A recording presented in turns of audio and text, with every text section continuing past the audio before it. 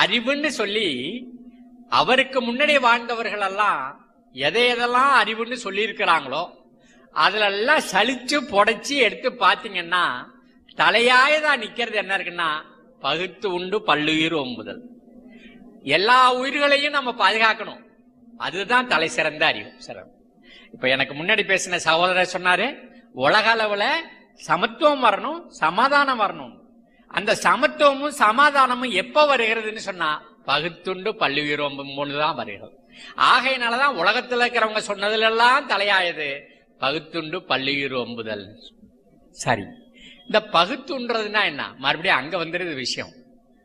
யாரோ கொடுத்த நன்கொடையை நான் 4 பேர்த்து பிச்சுட்டு கொடுத்துட்டு போறது கிடையாது, அது பகுத்துண்டல் கிடையாது.